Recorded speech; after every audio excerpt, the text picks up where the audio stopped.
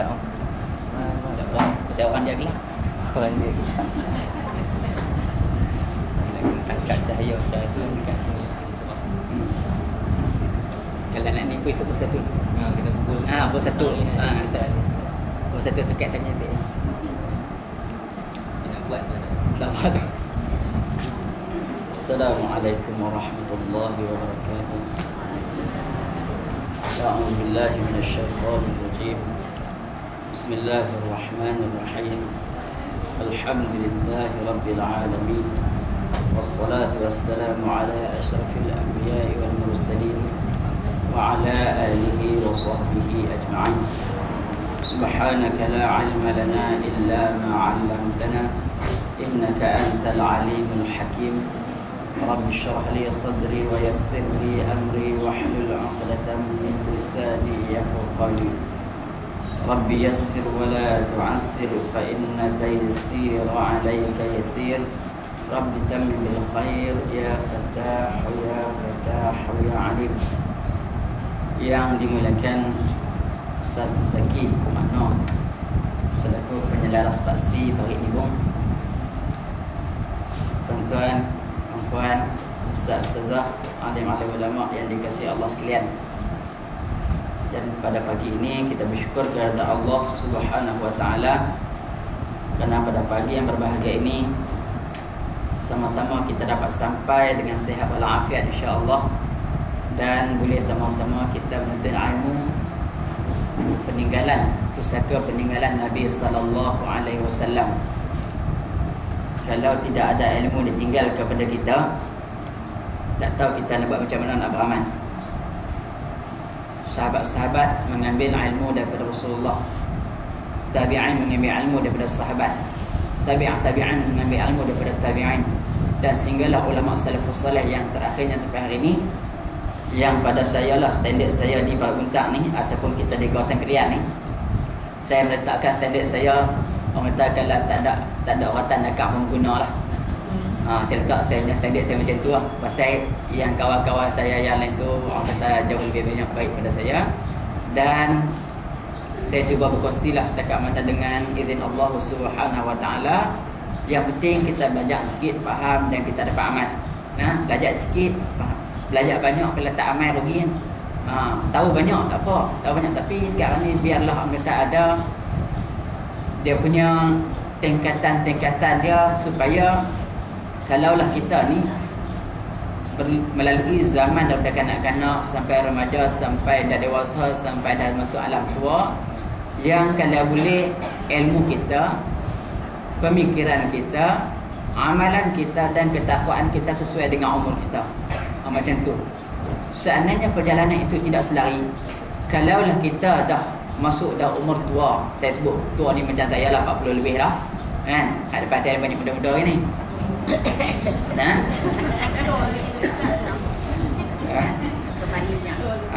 Tak apalah, lebih sikit pada saya lah, lebih 20 tahunnya. Ada yang lebih 10 tahun, tak banyak pun. Jadi kalaulah kita berfikir sama dengan umur kita, memang elok lah pada ketikanya. Tapi kalau kita berfikir macam mana kita zaman dewasa kita, lain. Zaman dewasa kita adalah zaman yang cukup, apa panggil apa? Zaman remaja zaman nak buat. Zaman dewasa zaman merancang untuk masa depan. Tak kena pada dewasa tu tua jadi susah. Kan? Sebab kadang-kadang bila sampai kita umur tua, kita punya keadaan kemampuan kesihatan kita, kemampuan untuk panca indera kita, segala-galanya sudah makin berkurang. Nak plan cantiknya plan masa umur dewasa. Ya, kita harap kita 20 40 lah, 20 tahun tu masa tu atok elok. Kalau masa tu menikah, ada anak, atok elok. Dan insya-Allah kalau siapa yang rancang elok, akhirnya maknanya di hari tua esok dia tak teruk. Baik, yang paling rancang kena rancang cantiknya bagaimana mendidik anak-anak jadi anak yang soleh. Termasuk kita juga ibu bapa, kita kena didik kita sendiri jadi bapa dan ibu yang soleh dan solehah, supaya anak boleh ambil contoh. Kalaulah kita tidak boleh berdaya macam tu, maka akan terjadi, ya, bapa katakan nak hang jangan isap rokok, tapi pak dia isap rokok depan muka anak dia. Tak boleh tunjuk contoh langsung, itu ruginya. Baik, daripada situ maka saya hari ini kita berkongsi dengan hadis 40. Yang mana hadis 40 ini adalah salah satu, kalau kita tengok rangkaian hadis 40, kebanyakannya hadis berkenaan iman. Kebanyakannya hadis berkenaan iman. Hadis berkenaan fiqh tu tak banyak sangat. Nah, hadis berkenaan fiqh tak banyak sangat. Minta maaf sebelum saya nak sambung, saya nak cuba duduk atas kursi sebiji gitu.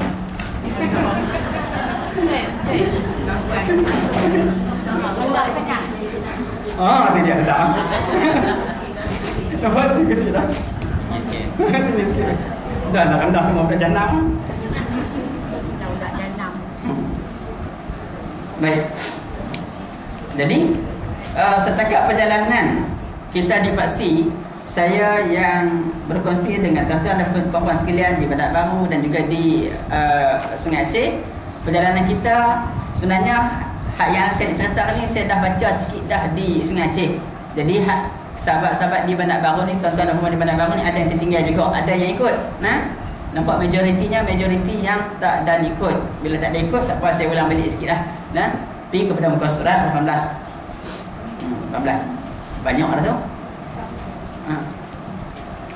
Dalam muka surat 18 ni kita pergi pelan-pelan kita belajar bagi dapat sungguh-sungguh.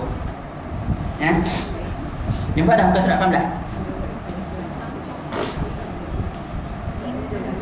Ya. Oh, yang tu muka surat dia lain. Sebab hak tu dia cerita terah isi kitab terus. Yang ni dia cerita mukadimah dulu. Jadi mungkin kalau Datuk Badardin mari, dia akan cerita isi tengah hak padat banyak-banyak tu. Dia tak cerita terah yang mukadimah ni. Saya ambil orang kata oleh kerana nak berkat, baca daripada awal kitab, maka saya dah baca daripada awal kitab. Dan hari ini kita nak sambung sajalah. Ni pun kira ulang kaji ni. Baik, kalau berlaku apa salah dan silap, minta maaf lah, mungkin Ustaz Zakir dah tegur. Cuma hak yang siri saya lepas yang saya mengajak tauhid tu, mengajak tauhid kan, mengajak tauhid tu ada sikit pembetulan lah. Bukan salah dari sudut fakta, salah dari sudut pembahagian. Maknanya kalau siapa yang buat catatan hak yang saya cerita itu, okey, hukum syarak terbagi pada dua.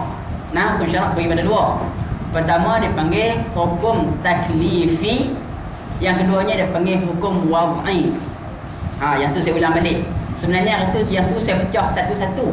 Saya sebut hukum syarak wajib, mustahil, wajib mustahil dah. Wajib, harus, wajib, sunat, harus, makruh dan haram. Sebenarnya hak tu di bawah taklifi. Saya ulang balik. Hukum syarak terbagi pada dua. Pertamanya hukum taklifi, yang keduanya hukum wad'i. Hukum taklifi itulah yang bermula dengan wajib, sunat, makruh, harus, makruh dan haram. Manakala hukum wad'i ni pembetulan balik je. Hukum wad'i yang syarat, sah, manih, fasad tu semua tu lah, yang kita bincang batal kan.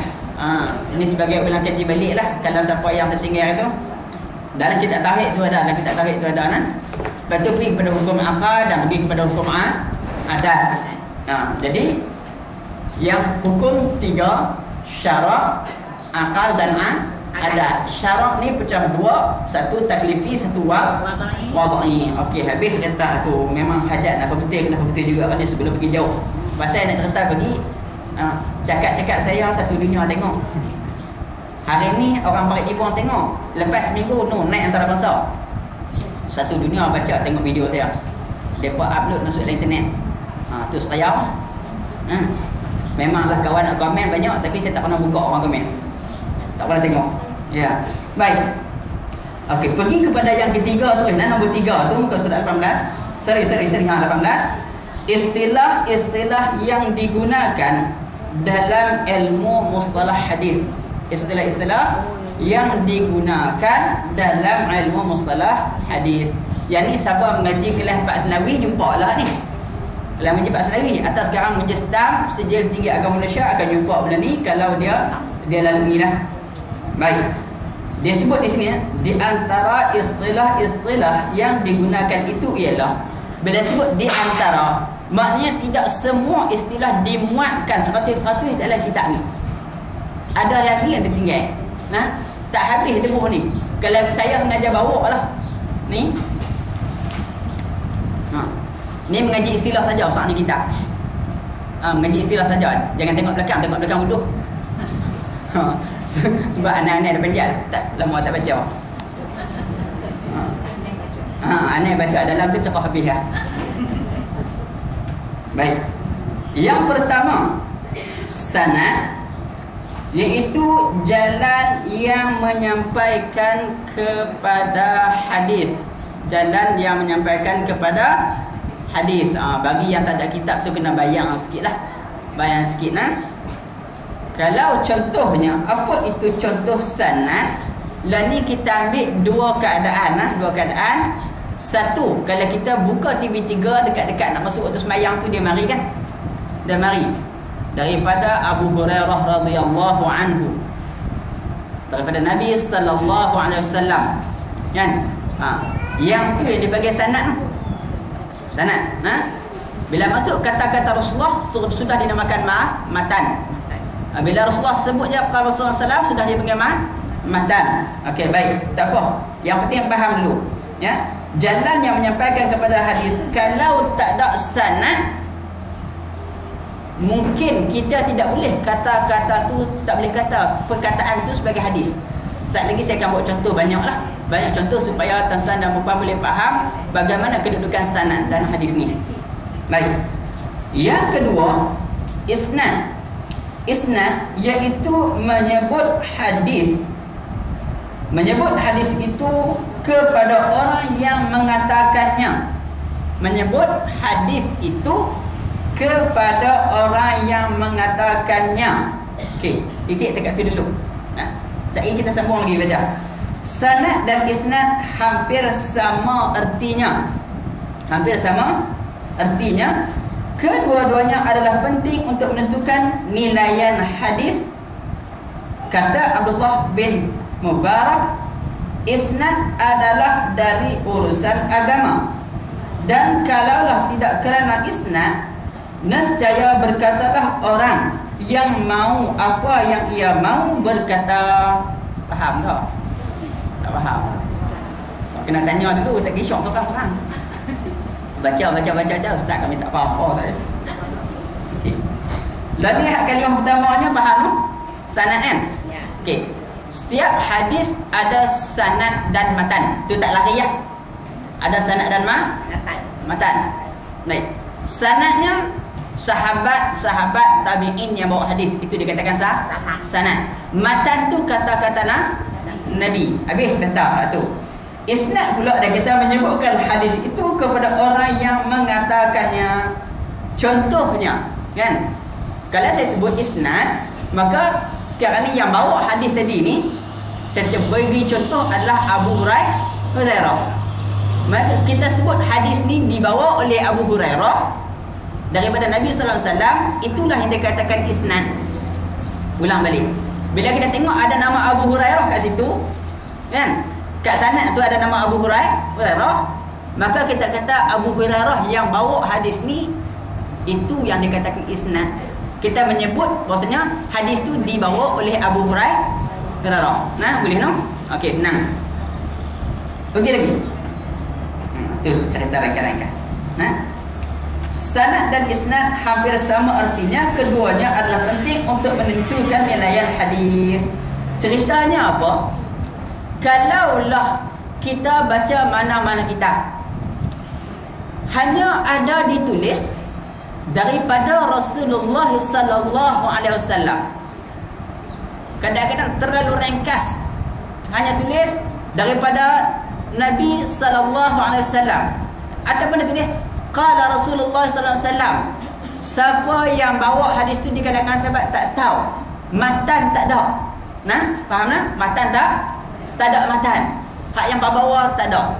Maka bagi ulama hadis, dan ulama hadis telah meletakkan satu garis ilmu, satu disiplin ilmu, bagaimana kita nak beramal dengan hadis yang dikatakan hanya ada matan tanpa sanad. Okey? Hanya ada matan tanpa ada sanad. Jadi sekarang ni lah kan, contohlah kan, saya minta maaf sebut bagi contoh. Kalaulah saya kata ni, ketua Jabatan Perkhidmatan Awam menyebut gaji kaki tangan awam akan masuk pada 15 bulan 4. Contoh. Nah, ayat saya tu faham tak? Ulang balik. Gaji kaki tangan, saya gunakan nama siapa? Ketua Pengarah JPA mengatakan gaji kaki tangan awam akan masuk pada 15 bulan 4. Saya terus sebut nama dia. Kan? Lah ni kalau orang yang cerdik, dia tak akan percaya buta-buta kat saya. Kan? Islam ajak macam tu. Okey, macam mana? Cermat. Kalau lah 15 bulan, hang dengar mana pengarah JPA cakap kan? Hang dengar mana? Siapa habaq kan? Bahasa kampung kita gitulah. Hang dapat mana berita ni? Okey. Itu kena tanya. Ulama hadis macam tu. Kalau hang kata ni hadis Nabi, maka hang dapat hadis ni daripada siapa? Macam tu. Setakat berita gaji masuk 15 hari bulan tu tak jadi hal. Tak rosak pun amalan kita kan? Tak rosak amalan kita. Tapi kalau kita bawa satu isu, contoh. Contoh. Satu hadis yang ditulis, ada setengah-setengah masjid tulis kat dinding pun ada, tulis kat yang perjalanan tu pun ada. Dia kata apa? Man takallama bi kalamid dunya fil masajid ahbatallahu a'malahu 40 sana. Barang siapa yang berkata-kata dengan kata-kata dunia di atas masjid, ahbatallahu a'malahu, Allah Taala akan merobohkan, tidak terima amalan dia 40 sana, 40 tahun. Betul kita bercakap hai dunia dalam masjid, ya, Allah Ta'ala tak terima. Kalau buat pun hancur gitu, amalan tak terpakai selama 40 tahun. Maka kalau kita cari balik, rupanya hadis itu pada pandangan Alimullah Al-Qari, dalam kitab Alimullah Al-Qari, dalam kitab Al-Asrar Al-Marfu'ah fil Akhbar Al-Mawdu'ah, Imam As-Sakhawi menyatakan hadis itu adalah hadis palsu. Pasal apa? Dicari, dikaji, tengok-tengok rupanya tak tahu hujung pangkai. Boleh faham tak? Okey, itu satu contoh lah. Okay. Satu lagi pula, kuat lagi pada tu lagi. Contoh. Man arafa nafsahu faqad arafa rabbahu. Barang siapa yang kenal dengan, siapa kenal dirinya, maka dia akan kenal tu Tuhan dia. Yang tu pun saya berbahas masa di Mesir dengan kawan-kawan puas bahas. Cari, tengok macam tu juga. Tak dapat satu jawapan yang tepat mengatakan ini adalah hadis yang sahih. Tak dapat. Dia guna pakai meluas. Makna dia betul. Dari segi makna betul, tapi dari segi kedudukan kesahihan dia masih boleh dipertimbangkan, dinilai balik. Maka dengan sebab itu, saya bincang dengan kawan-kawan yang akhirnya ada kitab menyatakan sanadnya sahih melalui mimpi. Sanadnya sahih melalui mimpi. Saya dalam sepanjang pengajian ilmu hadis, mungkin Ustaz Zaki membaca saya juga, mengaji hadis sanad sahih melalui mimpi tak ada. Okey, tak jumpa lagi lah bagi saya lah, kali Allah Alam. Tapi katakan hadis tu sahih dengan sanadnya mimpi, maknanya orang yang tak ada dalam tu boleh mai habaq ni hadis sahih. Senang cerita macam tu lah nak bagi faham. Sepatutnya kita berjumpa hidup sama hidup di antara manusia. Kalau lah macam ni lah kan. Ada satu hamba Allah, sama Allah, dia main pakai saja 3 calik kat dahi. Satu hamba Allah main dekat rumah kita, dia pakai 3 calik saja kat dahi. Tahu siapa dia? Tak apalah saya macam tu. Dia juga hamba Allah juga, manusia makhluk Allah. Kan? Baik. Dia main, dia pacak hak serapang 3 tu tepi jalan rumah kita, betul tak sampah ataupun seberang jalan rumah kita. Dia habaq, dia kata semalam saya dapat mimpi itu Tuhan sana suruh mari buat takong sini. Okey, kita tanya dia siapa suruh main buat. Dia kata saya dapat dalam mimpi semalam itu takong suruh main buat sini. Dalam mimpi. Nampak? Mimpi ni satu benda yang bukan setakat mainan tidur. Ada kalanya mimpi boleh dipakai. Mimpi boleh dipakai. Contohnya, kan? Siapa yang mimpi bertemu dengan Rasulullah sallallahu alaihi wasallam, maka sungguhnya memang betul-betul dia jumpa dengan Rasulullah. Baik, ada beberapa hadis tentang berjumpa dengan Rasulullah. Man ra'ani fil manam fasayarani fil yaqadhah. Barang siapa yang berjumpa aku ketika aku dalam mimpi dia, maka sungguhnya dia fasayarani, maka dia akan berjumpa dengan aku ketika mana dia sedar.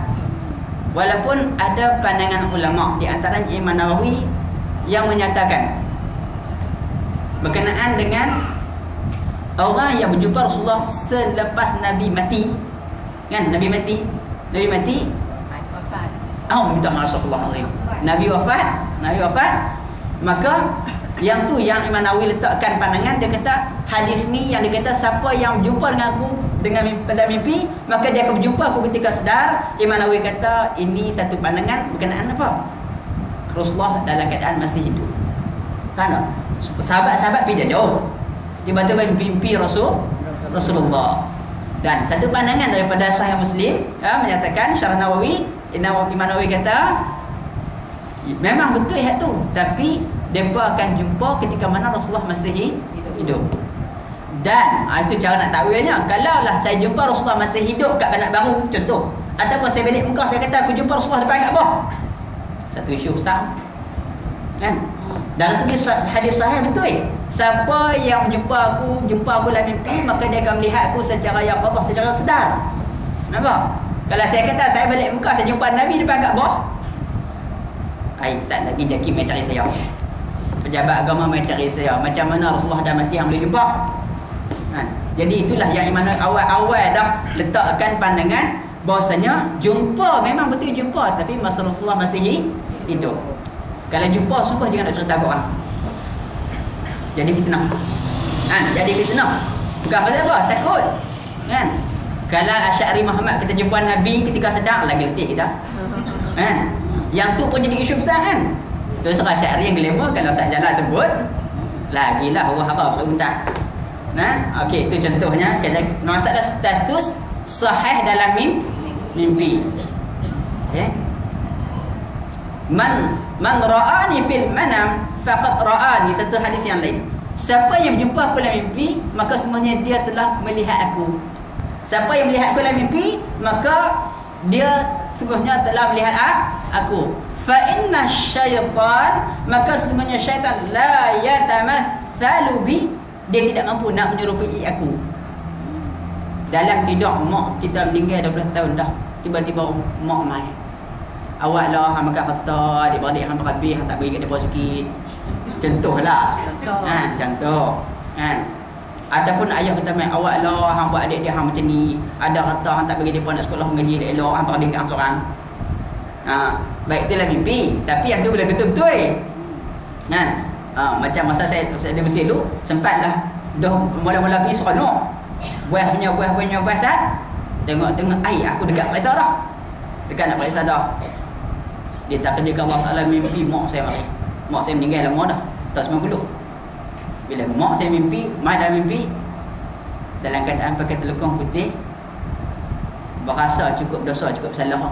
Pasalnya aku mai masa ni aku nak ngaji sungguh-sungguh, tiba-tiba sampai saat aku ni dah merapu dah. Merapu, lepas jumpa mimpi tu sekali tu, makit semua tu teriak tak tahan pasal rindu sangat kat mak. Yang keduanya saya punya pelajaran patah balik pergi, tak merapu dah.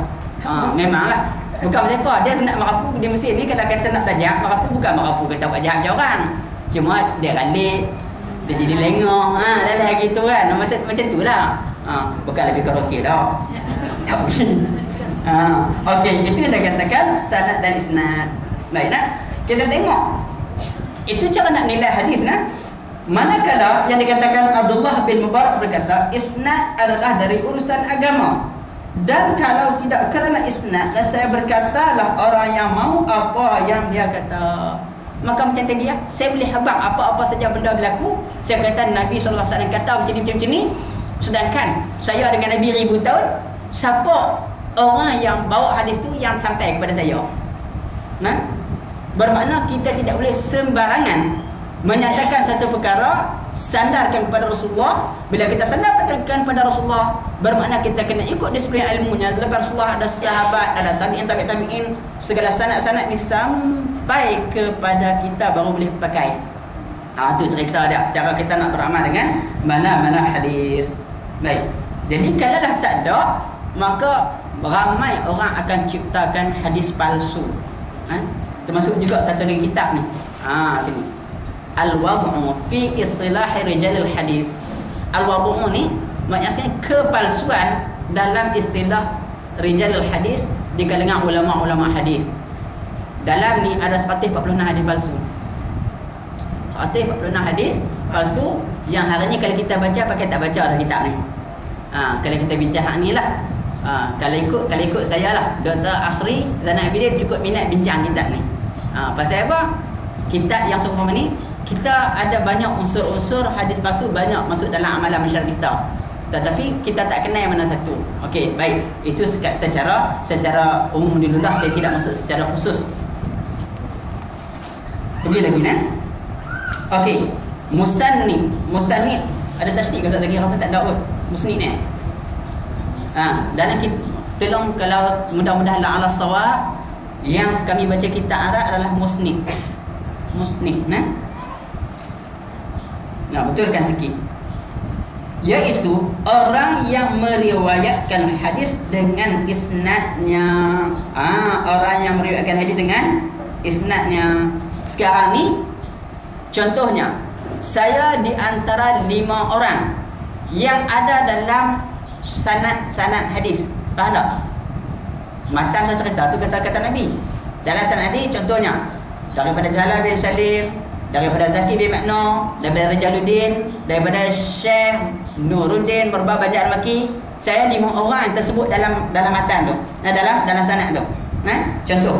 Maka sekarang yang dikatakan musnid itu apa? Meriwayatkan hadis dengan isnadnya. Bila saya ajak orang hadis, saya bawa hadis ni, saya bukan cerita Nabi SAW berkata. Saya tak kata tak itu saja. Saya kata daripada Ustaz Jalal, daripada Ustaz Zaki, daripada Ustaz Rijal, daripada Syekh Nuruddin Murbah Banjar Al-Maki, daripada gurunya, daripada Rasulullah SAW.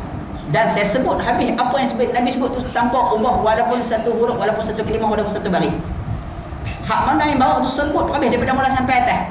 Itu dipanggil musnid. Bila sebut meriwayat hadis ni, orang yang menerima dan menyampaikan hadis kepada orang lain. Bila sebut riwayat, orang yang menerima hadis dan menyampaikan kepada orang lain. Baik. Kalau tak faham kat tangan tanya. Ada burung tak? Oh, ada budak yang burung. Tak apa. Baik. Musnad iaitu kitab yang dikumpulkan hadis di dalamnya. Kalau orang-orang bincang hadis, katakan musnad Imam Ahmad bin Hanbal. Musnad kita nak kena musnad. Kita tak biasa mengaji, tak tahu. Maka orang sebut dalam musnad Imam Hanbal, Imam Ahmad bin Hanbal. Bila sebut musnad, dia musnad yang aku tahu kita hadis Sahih Muslim, hadis Sahih Bukhari, musnad aku tak pernah dengar. Bila sebut musnad, iaitu kitab yang dikumpulkan hadis di dalamnya. Imam tadi dia pergi cari hadis, dia kutip hadis, dia bukukan hadis, dan di luar tu dia tulis nama dia. Maka isi dalamnya ada hadis, yang di luar ada namanya, itu dipanggil musnad. Kitab yang ada hadis dalam tu dipanggil musnad. Nak tengok contohnya punya lafzah. Belajar tengok. Okey? Kalau setiap satu saya buat contoh, saya kena buat fan mari. Dan dia buat kata masalah tu. Tapi tak buat kitab buat lain. Dia tulis apa? Musnad Al-Imam Ahmad bin Hanbal yang telah wafat pada tahun 241 Hijrah. Ada 6 jilid. 6 jilid. Syarah dia ada berapa jilid saya tak ingat. Saya tak ada nak beli syarah dia. Tak ada nak beli hak dia punya matan dia. Baik. Ni dia katakan musnad. Dalamnya ada apa? Hadis. Kalau Quran, hak ni dia panggil bukan Quran. Hak ni dia panggil mushaf. Mushaf Al-Quran. Jadi kalau Quran panggil mushaf, kalau hadis dia panggil musnad. Kalau kitab sahih lain tu dia panggil kitab Muslim lah. Okey, ataupun kitab Sahih Bukhari. Baik. Di dalam musnad ni, kita pergi habis dulu sekali saya buat contoh. Baik. Allahumma salli ala sayyidina Muhammad. Yang diriwayatkan dari seorang sahabat atau lebih, bermakna dalam kitab yang macam ni, dalam musnad ni, bukanlah seorang saja yang tulis dan himpun. Mungkin dia lebih. Dia kata sini, tengok kan, dia kata yang diriwayatkan dari seorang sahabat atau lebih. Imam Ahmad bin Hanbal, dia ambil hadis-hadis daripada bukan seorang sahabat sahaja. Dia ambil lebih, dia dapat banyak dan dia bukukan dalam buku yang macam ni, maka ini dipanggil musnad. Baik. Yang kelima, yang ni kalau ada orang observe saya, contoh banyak, boleh dapat cemerlang. Perasan sajalah. Baik. Yang kelima, matan, iaitu hadis Nabi sallallahu alaihi wasallam di akhir sanad. Mana akhir sanadnya? Akhir sanad macam ni. Saya buat contoh. Daripada Ustaz Jalal, daripada Ustaz Zaki, daripada Ustaz Rijaluddin, daripada Ustaz Syahiruddin, atau banyak-banyak, daripada Abu Hurairah radhiyallahu anhu, qala, dia berkata qala Rasulullah sallallahu alaihi wasallam, baru masuk matan. Bermulanya kata-kata Nabi, itulah dikatakan matan. Maknanya habis sanad jumpa matan. Kalau orang tengah baca an Abi Hurairah qal, dia diam. Aku terlupa dah. Tak keluar main matan tu. Tak keluar main matan, habis cerita. Habis. Baik. Yang keenam, riwayat, iaitu memindahkan hadis dari seorang kepada seorang yang lain. Proses memindahkan hadis tu. Okey. Ustaz Zaki pindahkan hadis tu daripada Ustaz Rijal. Ambil hadis tu daripada Ustaz Rijal. Daripada Ustaz Rijal, dapatkan dia pula ajak saya pula, cerita kat saya pula. Tu dipanggil riwayat. Dan orang yang memindahkan hadis tersebut dipanggil rawi. Kita kalau kata bila nak baca rawi ni, sah dah ada kenduri nak marhaban. Pasal apa? Yang kita tahu marhaban hak yang zani itu kita panggil rawi. Tapi sebenarnya dari segi istilah hadis, rawi ini adalah orang yang membawa, orang yang ambil dan orang yang menyampaikan hadis kepada orang lain dipanggil rawi atau perawi. Itu istilah dia tu. Rawi atau perawi. Kena ingat elok. Dan proses itu dipanggil apa? Riwayat.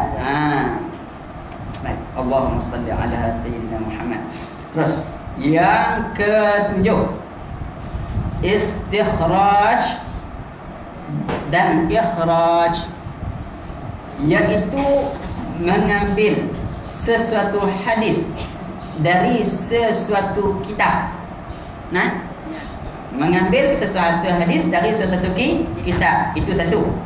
Yang kedua, dan mencari sanad yang lain dari sanad penyusun kitab itu. Nampak dah dua orang cari sanad. Pertama cari hadis. Istilah orang yang mengajar hadis sebagai takhrij hadis. Bila sebut takhrij, makna kita cari di manakah asal usul hadis ini berada. Asal usul hadis ini berada. Itu dipanggil ilmu takhrij. Dia ada cara tersendiri ya. Baik. Yang keduanya mencari sanad. Bila dah dapat hadis, kita nak cari pula siapa yang bawa hadis ni. Tu dah lah saya mengaji sikit tu. Atau menerangkan bahawa hadis itu dipindahkan oleh penyusun dari kitab yang lain. Tujuan kita buat takhrij, contohkan. Sekarang ni kita ada Sahih Muslim, ada Bukhari, ada Musnad Ibn Hanbal. Lepas tu ada penulis lain pula macam kata Imam Nawawi, ada kitab lain, Riyadhus Salihin pun ada kan. Kitab-kitab hadis yang lain diambil daripada kitab utama. Diambil daripada kitab utama. Yang kitab hak lain yang sampingan, yang Riyadhus Salihin, beberapa kitab hadis yang lain, hadis 40 termasuk juga kan. Kita tengok hadis 40. Okey, baik. Di mana kita nak cari asal usul hadis yang kita mengaji, kita kena rujuk kepada kitab utama dengan ilmu takhrij. Namanya ilmunya ilmu takhrij. Sekali lagi saya tunjuk contoh sikit lah. Contoh sikit. Baik. Yang pentingnya nak baca berlaju sikit sampai habis dekat tu lah. Ya, baik. Umpamanya dikatakan akhrajahul Bukhari. Kita selalu jumpa akhrajahul Bukhari atau hadis ni riwayat Bukhari. Orang Melayu kena ingat macam tu kita. Riwayat Bukhari. Maknanya hadis ni ada dalam kitab Imam Bukhari. Macam tu cerita tu paling ringkas, Baik. Artinya mengeluarkan hadis tu oleh Imam Bukhari. Maksudnya ada disebut dalam Bukhari dan ia memindahkannya ke dalam kitabnya. Sekarang ni kita baca kitab lain pada Bukhari, bukan kitab hadis Bukhari dah. Kita baca mana-mana kitab, dia datangkan satu hadis, ujung kaki hadis tu dia tulis akhrajahul Bukhari ataupun hadis ni diriwayatkan oleh Imam Bukhari. Baik. Apa maksudnya? Maksudnya hadis ni kalau kita nak cari dia, kena cari ke dalam kitab Imam Bukhari. Walaupun hak yang kita baca tu dia gunakan dalil Imam Bukhari sebagai penguat dia punya hujah. Kitab apa pun tak kira. Tu cara dia tu. Baik. Jadi kan sebelum saya nak masuk ke nombor 8 ni, maka kita kena pastikan bahawasanya segala apa yang kita bincang tadi tu, daripada sanad, daripada isnad, musnad, riwayat, istikhraj, maka kita kena faham bahawasanya itu adalah istilah-istilah penting yang diletakkan dalam kitab ni untuk kita belajar muqaddimah ilmu hadis. Okey. Adapun isi dalamnya kita tak gaduh fikir dah, pasal apa semuanya hadis sahih. Ni nak cerita, nak belajar macam mana nak dekat dengan orang-orang yang mengaji hadis. Baik. Saya bagi contoh. Pagi tadi saya dah fikir apa benda pun nak buat contoh musnad ni. Kalau cerita kat orang musnad orang tak faham sudah. Lama-lama saya pergi ambil satu kitab yang jumlah jilid dia ada 8 jilid. Sampai berapa ni? Setiap satu jilid sampai berapa ni? Ya. Namanya Mu'jam Mufahras li Alfadhil Hadis. Mu'jam Mufahras li Alfadhil Hadis ni adalah dalam bahasa Melayunya kamus hadis, pendek kata. Kamus hadis ataupun indeks hadis. Dalamnya ada 9 buah kitab hadis daripada Bukhari, Muslim apa semua. Nak cari dalam kitab hadis banyak-banyak, kalau saya susun atas meja ni penuh ni, maka saya nak cari dalam kitab satu-satu ni payah jumpa. Maka saya pergi kat kamus tu saya buka. Tak saya cari apa? Saya cari kalimah asabiyah. Pernah dengar ke kalimah asabiyah? Tak biasa? Biasa? Asabiyah. Dia punya sikap dia adalah ta'assub. Ta'assub bisa dengar kot? Kan? Jadi sekarang ni kalimah tu saya cari dalam kamus tu pada kalimah yang ada ain, sad, ba. Dalam kamus ni. Mengaji tinggi sikit ni. Okey, ain sabah, saya cari ain sabah, usbatun, ain sabun, sampailah saya jumpa kalimah asabiyah. Bila jumpa kalimah asabiyah, di hujung kamu ayat yang ada asabiyah tu, hujung ayat ada asabiyah tu, dia tulis 4/107. Apa maksud dia? Ingat Ustaz Jana macam ngajak kami kat universiti. Pandai. Dia tulis 4107. Kalau saya nak cari, dia tulis tu Hamim 4/107. Maksud dia apa? Hamim tu musnad Imam Ibn Hanbal. Nak cari hadis tu yang ada kalimah asabiyah tu dalam kitab Imam Ibn Hanbal. Baik. Tak mana nak cari? Cari dalam jilid yang keempat. Okey, nampak? Hamim Ahmad bin Hanbal. Ustaz Zaki esok kalau rasa tinggi sikit kita pondak sikit. Ni kita kaji dulu. Musnad Imam Ibn Hanbal. Jilid yang keempat. Baik. 107 rupanya daripada awal kitab ni dia dah susun nombor 1 sampai beratus-ratus. Tengok nombor yang terakhir berapa? Allahumma salli ala sayyidina Muhammad. Nombor yang terakhir adalah 447. Saya nak kena cari hadis tu dalam rangka nombornya 107. Nampak? Tu cara nak cari balik. Nak cari balik. Saya pun cari bagi dapat juga. Saya tanda saya dah. Tu dia. Okey. 107. Dia ada kuliah ni. Di bawah nombor 107 ni ada panjang, rangkap-rangkap banyak. Ada di antara rangkap ni hadis yang ada kalimah asabiyah. Asabiyah. Baik, saya nak baca sikit ni hadis dia apa. Supaya tuan-tuan dan puan, nak mengaji hadis ni kena banyak hal yang erti lagi. Kena rujuk banyak, bukan boleh cerita apa gitu kan. Sebut-sebut teringat aku nak ajak hadis Nabi ni. Tak boleh. Kita kena amanah ilmu. Tak boleh. Okey, contoh dia. Allahumma salli ala sayyidina Muhammad. Baik, nombor hadis yang nak baca ni 16,951. Ni nombor dalam bawah 107 ni dalam rangkapnya nombor hadisnya ialah 16,991. Apa dia kata kat sini? Haddatsana Abdullah haddatsani abi haddatsana Ziyad bin Ar-Rabi' qala haddatsana Ubbad bin Kathir Asy-Syami min ahli Filastin. Dia panggil apa? Dia panggil sanad ke matan? Dia panggil apa tu yang saya baca tu? Sanad. Pandai. Yang tu dia panggil sanad. Dia cerita sikit. Yang dalam sanad ni, orang dalam sanad ni dia kata apa? Haddatsana Ubbad bin Kathir Asy-Syami min ahli Filastin. Rupanya dia ni orang Palestin. An imra'atin minhum yuqalu laha Fasilah annaha qalat sami'tu abi yaqul. Dia kata, perempuan ni kata, aku dengar pak aku habar. Baca sanad gitu. Sanad ni. Sa'altu Rasulullah sallallahu alaihi wasallam. Aku bertanya Rasulullah sallallahu alaihi wasallam. Faqultu, maka aku kata apa? Ya Rasulullah. Ni dah masuk dah ni. Ya Rasulullah, wahai Rasulullah. Bila masuk cerita tu dah masuk dalam matan.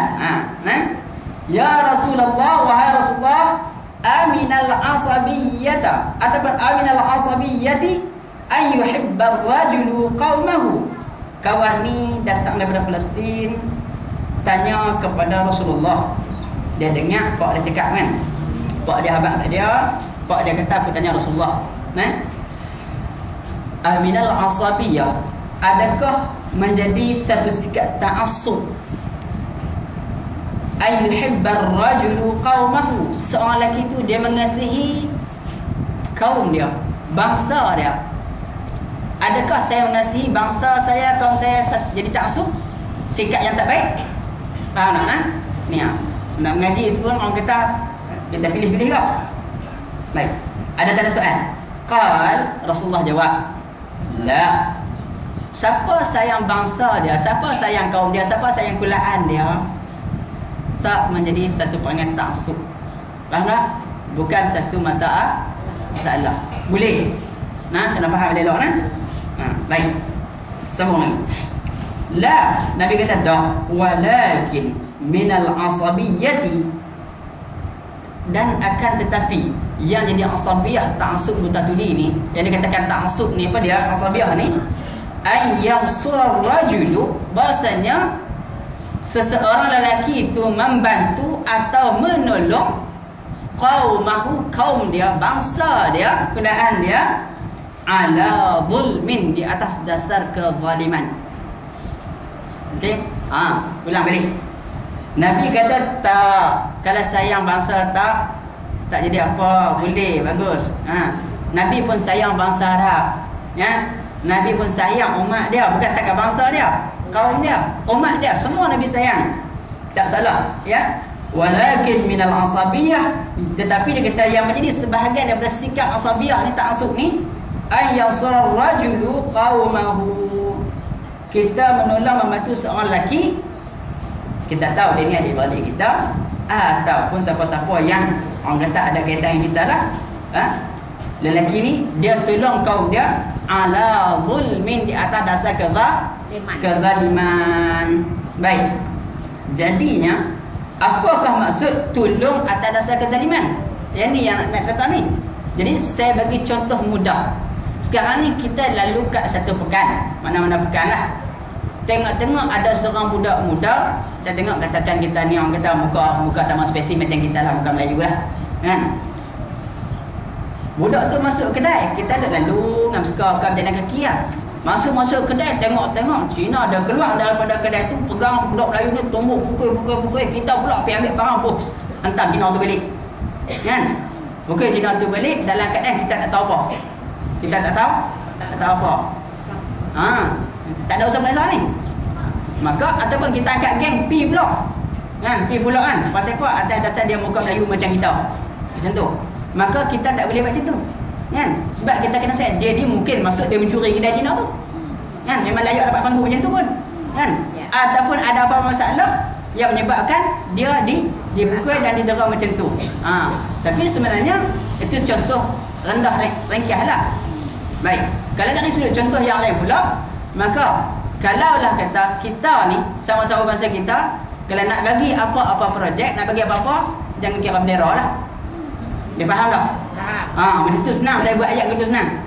Tak usah kira orang mana. Kalau kata masuk contoh, mai projek jamban kesihatan. Ni nak bagi senang faham. Mai projek jamban kesihatan, dapat tak ketua, dapat kata mengulu, dapat kata kekek. Okey, lah ni siapa yang susah sungguh layak diberi senaraikan bagi. Faham tak? Ya. Bagi, tak usah kira siapa. Baik. Jadi itu cara dia tu. Yang tu bila kata cinta kepada kaum kita, memang aku duduk di tempat ni ada sebagai pengurus untuk menyampaikan projek kerajaan kepada masyarakat. Hang layak dapat bagi. Jangan duk mai tanya, hang Bendera apa? Bendera apa? Warna apa? Jangan tanya. Very sensitive. Kan? Ada orang macam tu, ada. Kita tahu kan, tak usah cerita lah negeri mana pun. Ada. Walaupun saya duduk belah ni ke belah no ke. Kan? Tak usah cerita. Yang penting sekarang ni kewajipan kita buat. Itu yang keadilan dalam Islam. Dan pernahlah berlaku zon belah no. Sampai kawan-kawan saya daripada Putrajaya turun berkampung di satu kawasan. Mereka lalu masuk kampung, tengok pasal apa jalan tar setakat ni tak ada, jalan tar balik tak ada, jalan tar balik pelik punya jalan dalam satu batas parit tu. Pasal orang dah mengadu habak rupanya tak diterima pakai. Apa Putrajaya turun mari, geng-geng saya ada mesti 10 tahun lepas jumpa dia, kata anak duduk bahagian ni, dia buat kajian. Oh macam tu apa ya. Turun projek sampai depan rumah ni, berhenti tar, sambung di bawah rumah depan pula. Tu nak habaq kata kita tolong atas dasar kezaliman. Ni cerita atas dasar kita supaya kita nampak bahawasanya saya yang puji terang cakap. Tu Razak. Kan? Tu Razak sikap dia dulu subhanallah. Bila kita ramai orang kita orang susah, dia buka felda, kan? Dia tak nak pilih siapa, hang layak pergi betul, yang tu betul, kan?